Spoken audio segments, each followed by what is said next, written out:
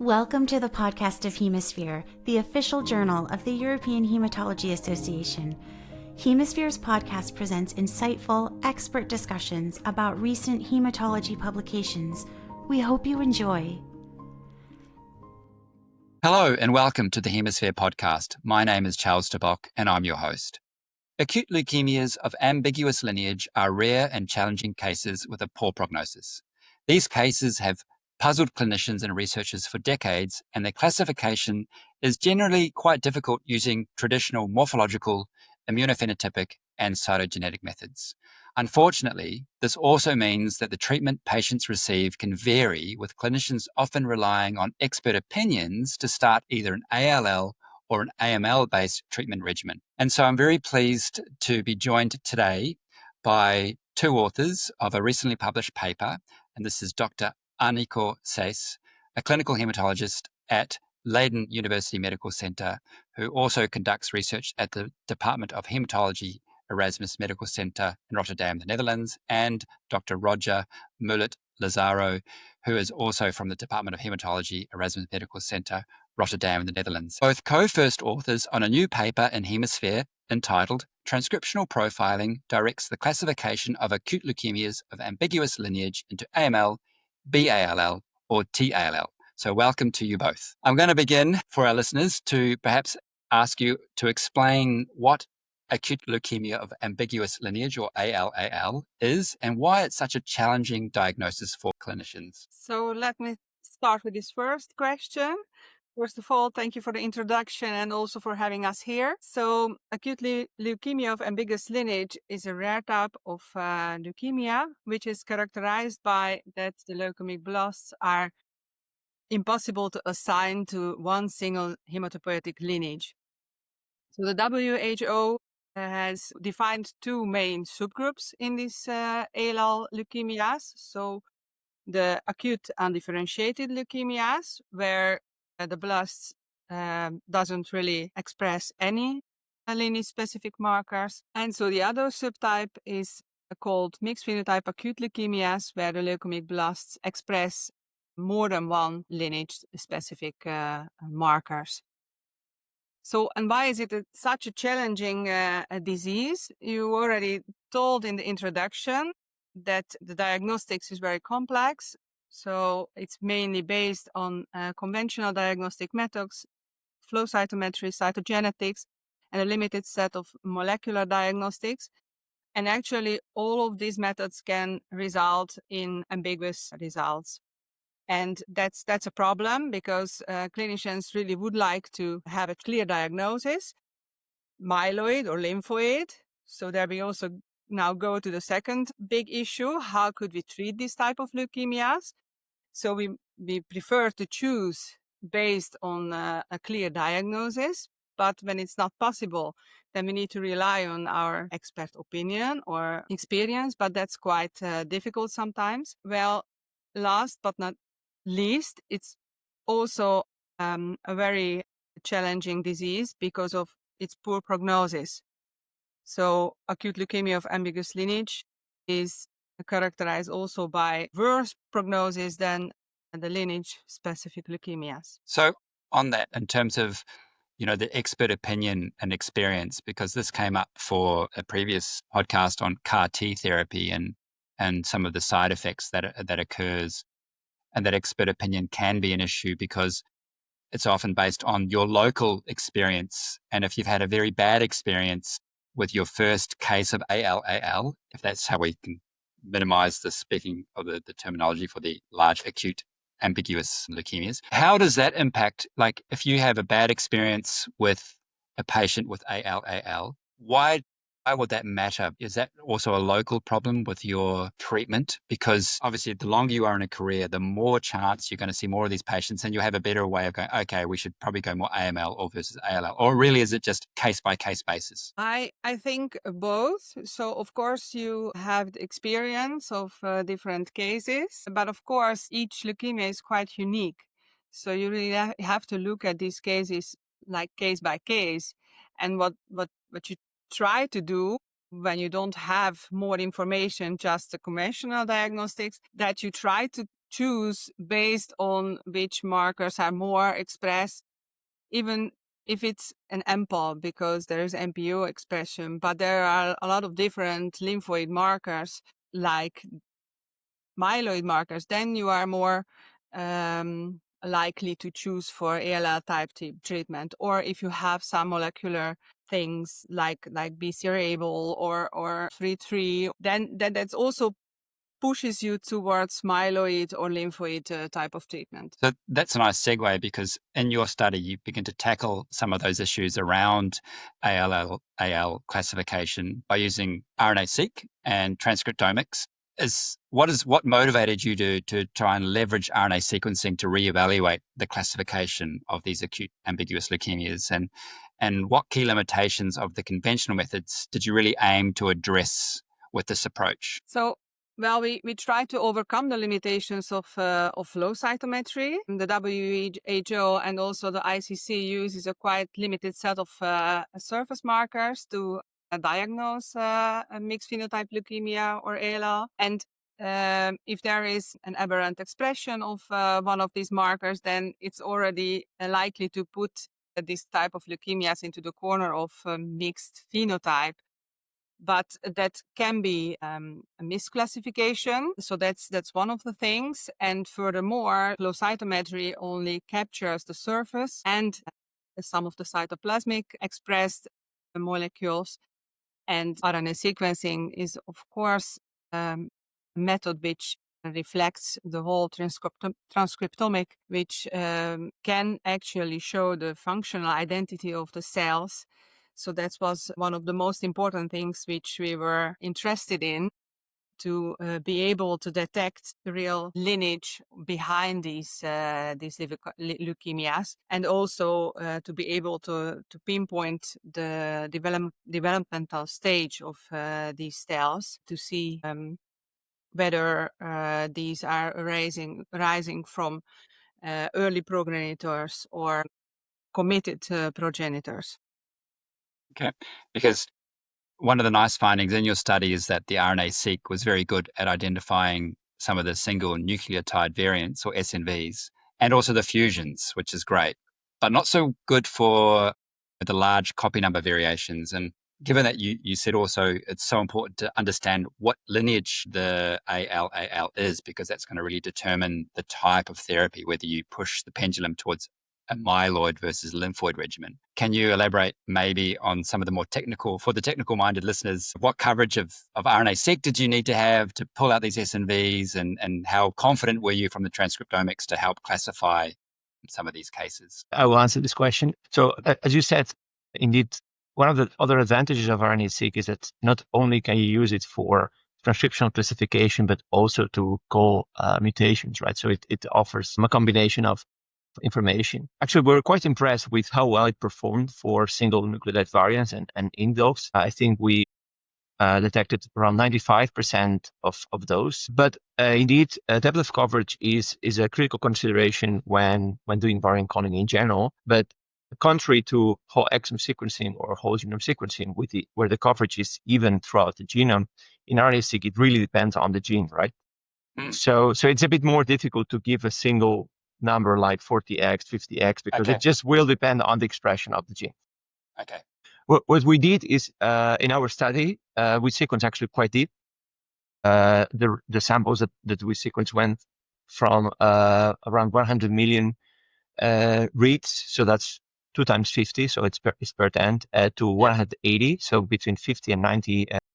So that's pretty deep. That's very deep. Yeah, it's pretty deep. But I have to say, even in the ones with the lowest coverage, we still managed to identify all the variants that we knew were there based on other like DNA-seq capture, etc.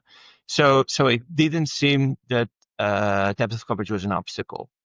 And as I said, it depends on the gene. But if most of the genes of interest, so that are known to be mutated in leukemia from other studies, those were expressed at least maybe 100 reads per base or something like that. So that was definitely more than enough to call mutations. The threshold that we used was we were looking for mutations that were supported by 4 mutant reads, and where the total depth in that region was 10 reads. So that was the minimum. And as I said, for the most part, we achieved this threshold for most of the genes of interest. Now, the only exception were some lineage-specific genes, like PAX5 or WT1.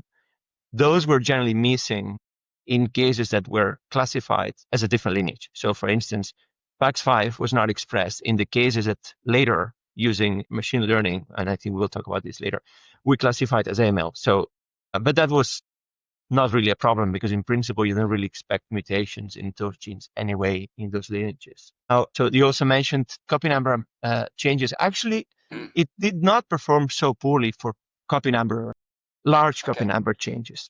So what we did in the beginning, so to validate all these results, we compared to other techniques and we compared to cytogenetics. And there we did see some discrepancies.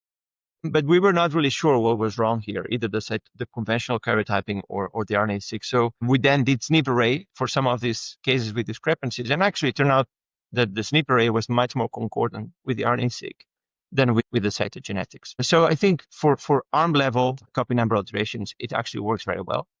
Now, the real problem is the small copy number alterations, because there you cannot distinguish. If it's a single gene, you cannot distinguish a gain or a loss from an increase in expression or loss in expression. And in BLL, for instance, you have Icarus deletions, and those were sometimes missed. So that was the biggest weakness, I would say. But you would have picked those up from SNP arrays, probably, did you then? No, actually, in a few cases, yes, because we did SNP array for those, but I think in the majority we had MLPA for okay, yeah, for those genes. To pick this up. Okay, right. So it's funny, we're always trying to find one technique which has the answer to everything, but chances are we still have to use the combination of both cytogenetics and RNA-seq and MLPA and SNP array. If there was no limit to the amount of money we could spend, I guess we could have all the information. So it's how to get the most efficient answers out of the least number of techniques, I'm guessing. So that nicely brings us to the next part, which is obviously, you mentioned it, the machine learning and classifier. So in your work, you've taken the RNA sequencing and the transcriptomic analysis to develop a machine classifier called E-cal or ECAL that helps segregate the ALAL cases to either ALL B or ALALP or ALALM, and the B, T, and M being for B cell, T cell, or myeloid leukemias. What were some of the key features you found when you did all this and you segregated them into those three nice groups? What were some of the features you found when you applied your algorithm ECAL?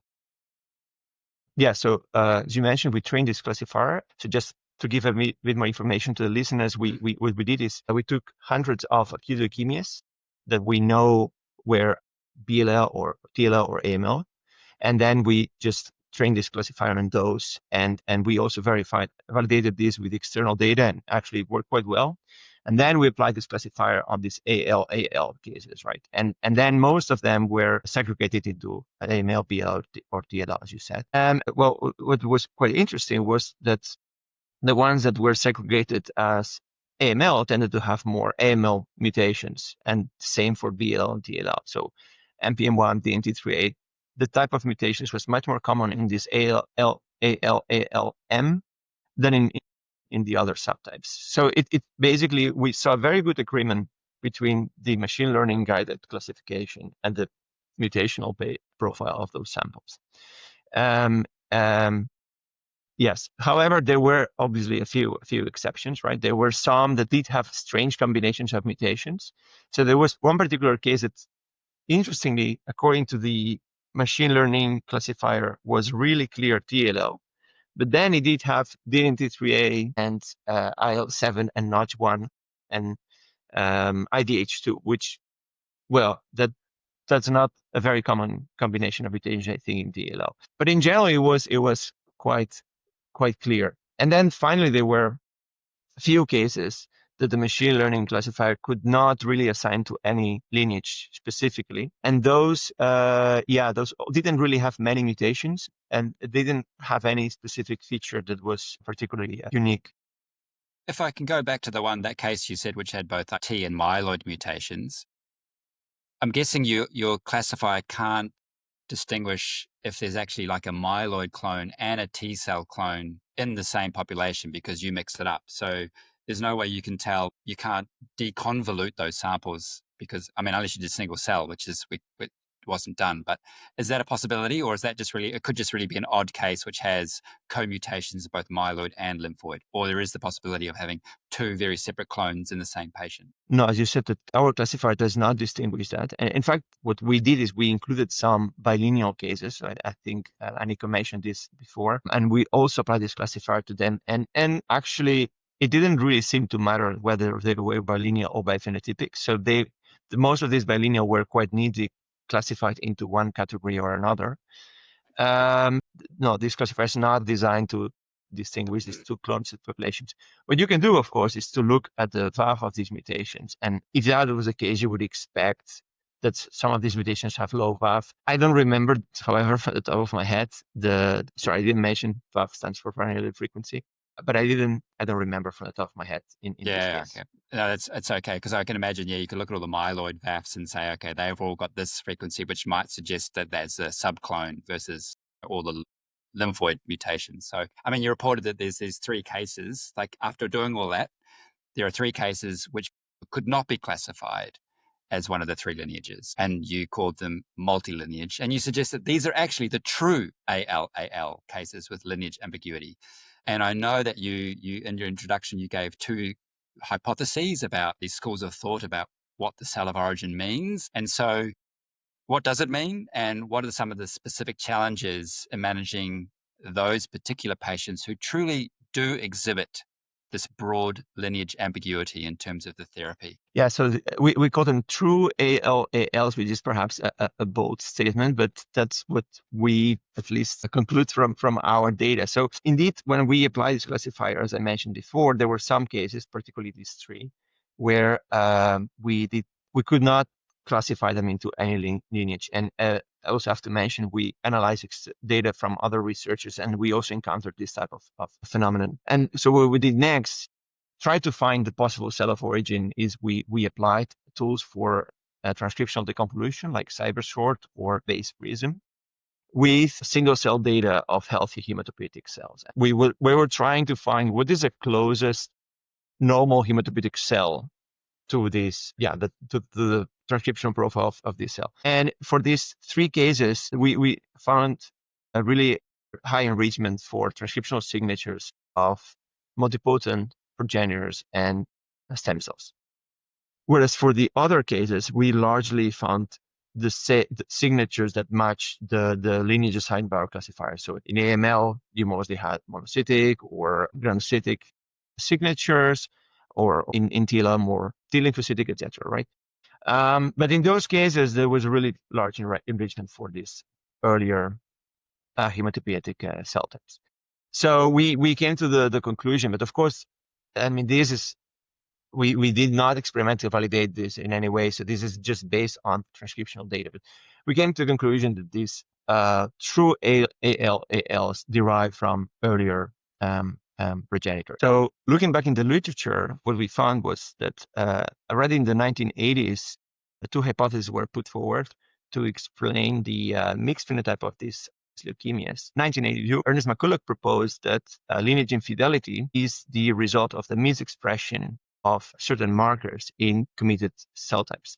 So, for instance, a cell that has committed to the myeloid lineage for some reason misexpresses lymphoid markers. And in our cohort, this is what we mostly see. So there are cells that we can classify quite well into one lineage, but for some reason they misexpress on the surface markers from another lineage, which is not surprising because, of course, the transcriptional networks, gene regulation of these leukemias are completely messed up. So it's not entirely surprising that this happens. Now, there was another hypothesis from Mulgreaves that proposed that there's a phenomenon that he called lineage promiscuity, in which multipotent progenitors just express markers from different lineages. And so that happens naturally, but upon transformation, this ability is just preserved and or maybe even exacerbated. And then they just continue to express these markers from multiple lineages. And so in line with what I was saying before, it looks like these 3 cases that derive from multipotent or progenitor stem cells could follow such a mechanism. So that they have lineage promiscuity. They already express low levels of these markers before transformation, and somehow this has been preserved. So that's at least a model that we have in mind.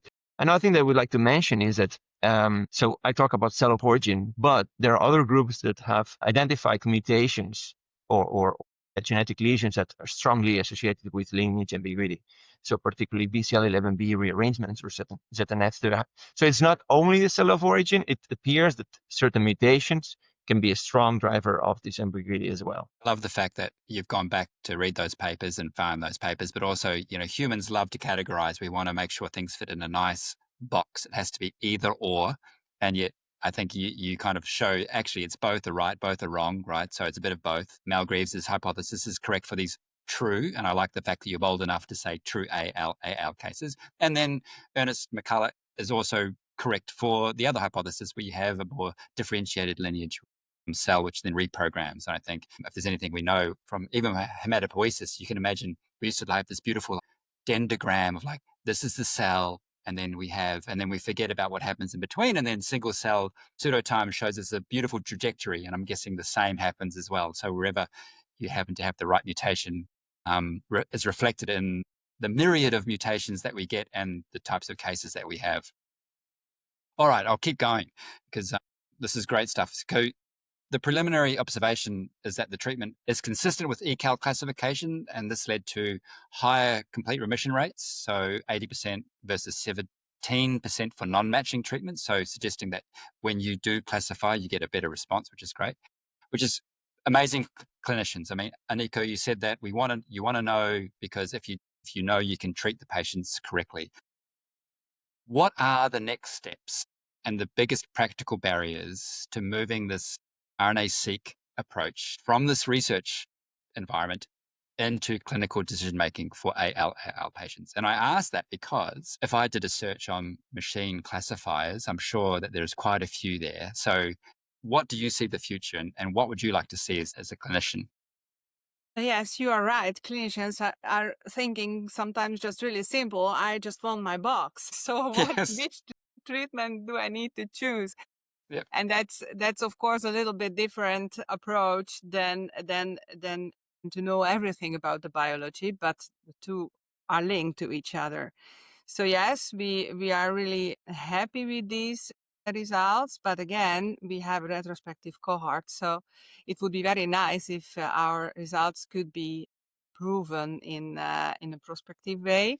So that's not a part of what we need for the technical implementation, but this is also something I think I would be happy and I think it's important to see. But yes, based on the data what we have now, we would argue for the implementation of RNA sequencing in the clinical practice. Well, actually in the Netherlands, in Leiden and also in Rotterdam, we already use this technique for the diagnostics of acute leukemia. In Leiden more for AMLs and in Rotterdam more for ALLs, but there's also a collaboration, of course. But now we are using this in the practice and we are also realizing that this is not something what's available everywhere. So you need infrastructure, which is important, but you also need the experience and the committed laboratory and medical staff to perform the analysis and also the data analysis and to improve the turnaround time, which is very important for the clinicians, because now it's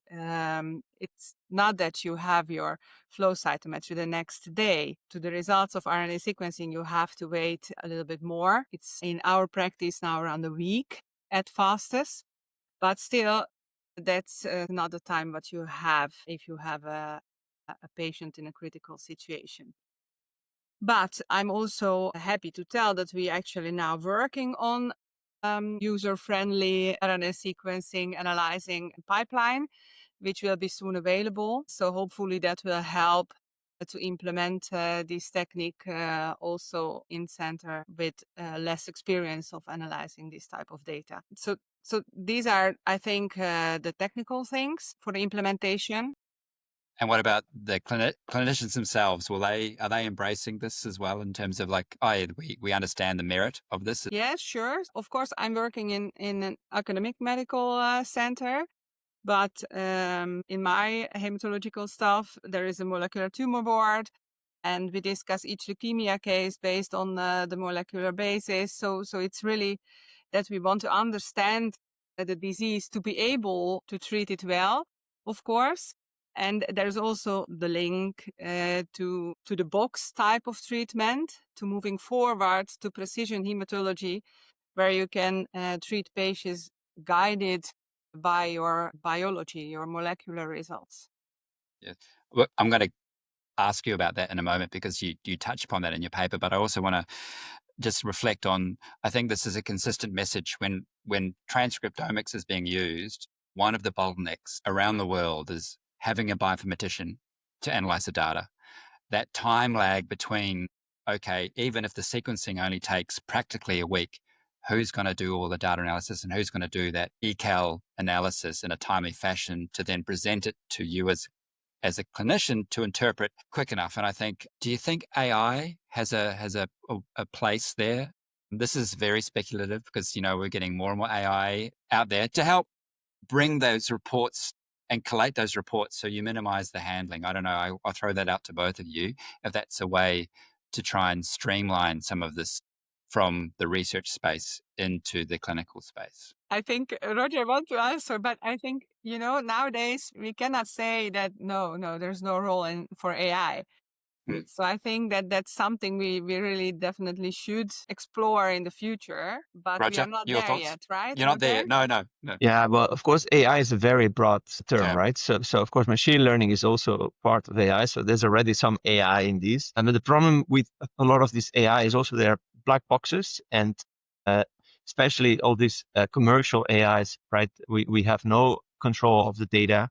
So that's also something that we have to be careful with. Yeah, so I think that there might be a future for AI, but there needs to be appropriate regulation and, of course, Yes. a validation of how this works in a clinical setting, right? Because if you have to put the trust in some fancy AI, you want to know what he's doing. Yes, that's true. Completely agree on that. Also with patients' right, of course. It's really data which you are sharing, important personal data, but also that it has to be a trustful method. Absolutely. Rely on. Yeah. Yep. And I like that. I think it's probably going to be there, but there's definitely a massive regulatory framework which needs to be put in place. But that's for another podcast because I want to get back to your paper, because and you hinted at this as well, in terms of targeted treatments, and your study actually looked at some of the mutations specifically in the patients and how these are often also targetable by FDA approved or investigational drugs. And my question is, have you tested these drugs on ALAL models? How likely is it that a clinician who has this information that you get from eCal will then add an investigational or repurpose an FDA approved drug for a child with ALAL? And what do you think is and how likely is that in terms of also improving the prognosis? We haven't tested ourselves on preclinical models, but if you search the internet, then you can find, of course, a lot of publications about testing targeted agents in different types of hematologic malignancies. And of course, some of them are also part of the daily clinical practice, like FLT3 or BCL2 inhibitors in acute myeloid leukemia. And if you look at that, then I think that it's really reasonable to think that those type of agents also will work in if you apply them in ALAL of MPALs. So I think that that's really the future. What I've touched on that before, that we move from treating in clearly defined boxes, AML type, ALL type treatment, to move to precision hematology when you treat based on the molecular profiles of the disease.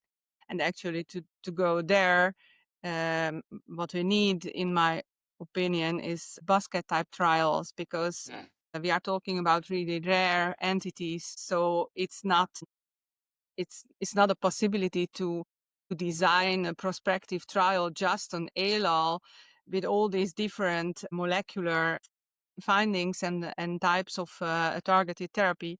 So what you really would need is the basket type trials in hematology, where you can include different types of hematologic malignancies, but then you can treat them based on the molecular profiles. And this is also actually something which is already happening, but not broad, but more still in subtypes like ALAL or other hematologic malignancies. Okay, well, looking back, the paper's published, and part of this conversation is also to try and have a little window into behind the scenes of how the paper was actually formed and written, from the initial hypothesis to the actual publication in Hemisphere. For both of you, what was the most rewarding aspect of the project, and any lessons you learned on the way about the nature of the work that you found surprising that you'd like to share? Well, I think the most rewarding is to start in the beginning with the question, can we do this better? And what's the biological background? And how can you treat these leukemias better? And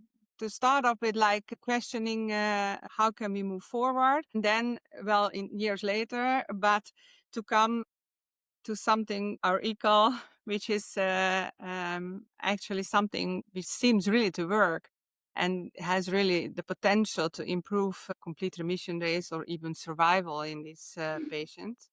That was for me the most rewarding. I don't know, Roger? I think for me it would be quite similar, but maybe from a more technical perspective. I was quite impressed with how well we could use RNA-seq to call mutations, but also how well these mutations match with the lineage that was identified by Transcriptomics. It was quite rewarding to see, because of course you have this hypothesis, but when it works out, then well, it is satisfactory, of course. It's funny, most science is based on failure. Most of the science, we have an idea, we prosecute that idea, it ends up to be wrong, and we move on, and it can be quite like, you have to have very like thick skin in a lot of ways to be able to keep persistently ask questions. And I think it's great, as Anikó, you said, the result is eCal, which, when this user-friendly form is out there, I think it will be a game changer, and it's about spreading the word to get people to use it, because only when people use it and give feedback can you improve again, right? This is not the end. This is the beginning, I'm guessing. And so what's next step, Roger? You want to add some? Yeah, so I just want to add one thing. So what Anikó mentioned, we're working on this pipeline that would make it easier to process everything from beginning to end with the push of a button. But what is already available, and we mentioned it in the paper, is a website where what people can do is, if they have already processed gene expression data, they can introduce that in the website as a table, for instance, and they will get the result of the classifier. So that they can already do. But of course, all the other thing, mutation calling, et cetera, that's not available yet. Yep. But that's a great start already, because then people can also use it on their independent cohorts and see, okay, how well does the eCal work in my cohort as well, which might not be from the Netherlands, a population based in either Australia, where I am, or in the US, which is also different backgrounds of people and different genomics backgrounds, which might muddy the waters to some degree. Well, thank you both for joining us. Unless, Anikó, do you have any last? Well, Yep. you also asked something about the lesson.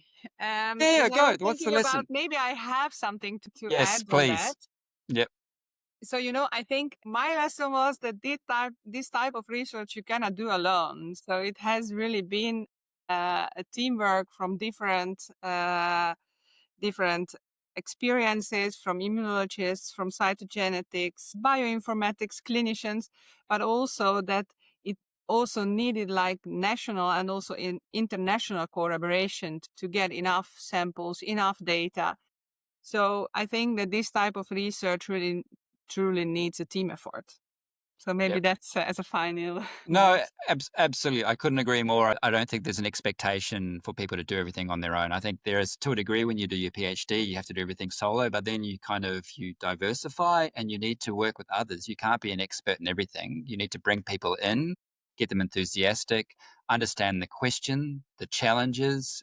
And I think time and time again, I'm so surprised by the generosity of so many scientists out there. When you go to EHA congresses and you have a question, if they don't know the answer, they will go, I don't know what you need, but I know someone who does. And I think I'll introduce you to that person. And I think that's pretty an amazing community out there for hematologists, that they will genuinely try and help you answer your questions. And I think that is the only way forward. And if we don't, it's a disservice to the patients who rely on us to actually improve outcomes, which we're all here for that. So it's great. So great lesson, team science. And I like how, clinical, fundamental, basic researchers can come together, and all those barriers which people say are there are actually probably more false than reality. So again, thank you both for joining us on the Hemisphere podcast. It was a wonderful conversation. I'm looking forward to the next iteration of eCal and the user-friendly version.